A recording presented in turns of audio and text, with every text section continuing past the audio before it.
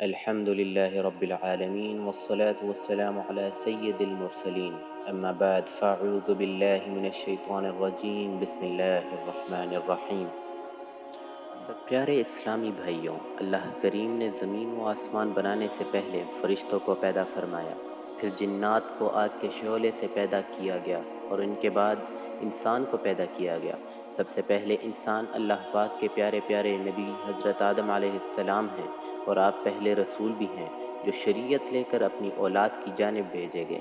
حضرت نوح علیہ السلام کو اول الرسل اس وجہ سے کہا جاتا ہے کہ آپ علیہ السلام کفر و شرک پھیلنے کے بعد سب سے پہلے مخلوق کی ہدایت کے لیے بھیجے گئے۔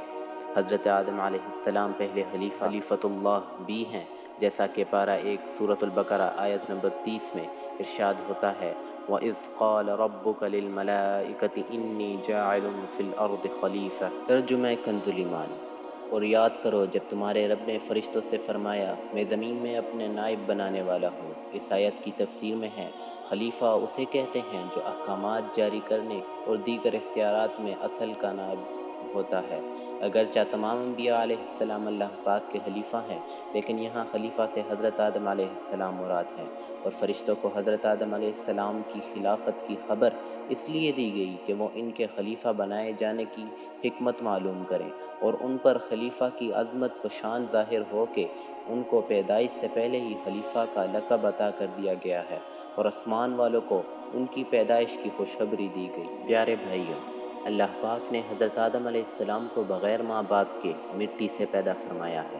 آپ کی پیدائش کا واقعہ کچھ یوں ہے کہ اللہ پاک نے حضرت جبرائیل علیہ السلام کو حکم ارشاد فرمایا کہ زمین میں سے ایک مٹھی مٹی اٹھا کر لے آؤ۔ حضرت جبرائیل علیہ السلام نے زمین سے مٹی اٹھائی تو زمین نے اس کا سبق پوچھا۔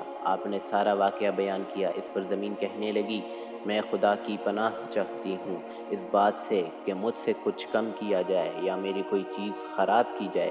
حضرت جبرائیل علیہ السلام مٹی لیے بغیر واپس لوٹ آئے اور عرض کی اے میرے رب، زمین نے تیری پناہ مانگی تو میں تیرے نام پاک اور تیری عزت کا ادب کرتے ہوئے واپس آ گیا اور اسے پناہ دے دی۔ پھر اللہ پاک نے حضرت میکائیل علیہ السلام کو بھیجا تو انہوں نے بھی اسے پناہ دے دی اور بارگاہ الہی میں وہی عرض کی جو حضرت جبرائیل علیہ السلام نے کی تھی۔ پھر اللہ پاک نے حضرت اسرافیل علیہ السلام کو بھیجا تو وہ بھی اسی طرح واپس آ گئے۔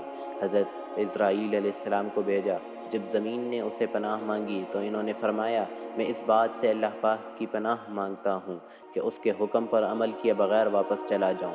چنانچہ انہوں نے زمین سے مٹی لے لی تو اللہ پاک نے روح قبض کرنے کا کام انہی کے ذمہ لگایا کہ تم نے ہی اس مٹی کو زمین سے الگ کیا ہے، تم ہی اس کو ملانا۔ اللہ پاک کے پیارے آخری نبی مکی مدنی محمد عربی صلی اللہ علیہ وآلہ وسلم نے ارشاد فرمایا اللہ پاک نے آدم علیہ السلام کو ایک مٹھی سے پیدا کیا جو تمام روئے زمین سے لائی گئی، لہٰذا اولاد آدم زمین کے اندازے پر آئی۔ ان میں سرخ، سفید اور کالے اور درمیانے اور نرم و سخت، پلید و پاک ہیں۔ بعض حضرات نے فرمایا حضرت آدم علیہ السلام کی مٹی میں 60 قسم کے رنگ شامل تھے، وہ تمام آپ کی اولادیں ہیں۔ حضرت عبداللہ بن عباس رضی اللہ تعالیٰ عنہ نے ارشاد فرمایا بے شک اللہ پاک نے آدم کو جمعے کے دن عصر کے بعد پیدا فرمایا اور آپ کو عدیم الارض یعنی ظاہری زمین کی ایک مٹھی مٹی سے پیدا فرمایا، اس لیے آپ کو آدم کہتے ہیں، اور آپ کی اولاد کو آدمی یعنی آدم والا کہتے ہیں۔ ایک روایت ہے جب اللہ پاک نے حضرت آدم علیہ السلام کو پیدا فرمانے کا ارادہ کیا تو زمین سے فرمایا میں تجھ سے ایک مخلوق پیدا فرمانے لگا ہوں، تو جس نے میری فرما برداری کی اس میں جنت میں داخل کروں گا، اور جس نے میری نافرمانی کی اسے میں جہنم میں ڈال دوں گا۔ تو زمین نے عرض کیا اے میرے رب، کیا تو مجھ سے ایسی مخلوق کو پیدا فرمائے گا جو جہنم میں جائے گی؟ تو اللہ پاک نے ارشاد فرمایا ہاں۔ اس پر زمین اس قدر روئی کے چشمے جاری ہو گئے اور یہ قیامت تک جاری رہیں گے۔ اللہ پاک کی بارگاہ میں زمین نے عرض کی یا اللہ پاک، مجھ سے مٹی اٹھانے سے میری مٹی کم ہو گئی ہے۔ اللہ پاک نے ارشاد فرمایا گھبرا مت، جب کوئی انسان تجھ میں واپس آئے گا تو پہلے سے زیادہ حسین و خوشبودار ہوگا۔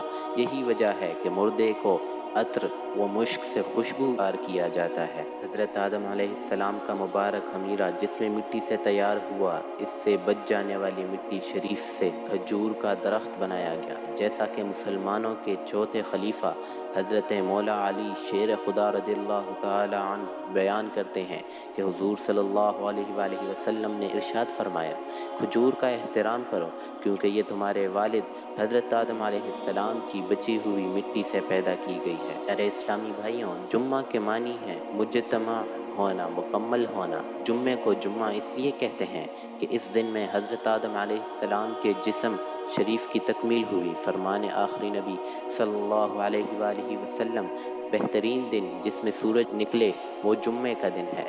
اسی دن حضرت آدم علیہ السلام کو پیدا کیا گیا، اسی دن انہیں جنت سے زمین پر اتارا گیا، اسی دن ان کی توبہ قبول فرمائی گئی، اسی دن ان کی وفات ہوئی اور اسی دن قیامت قائم ہوگی۔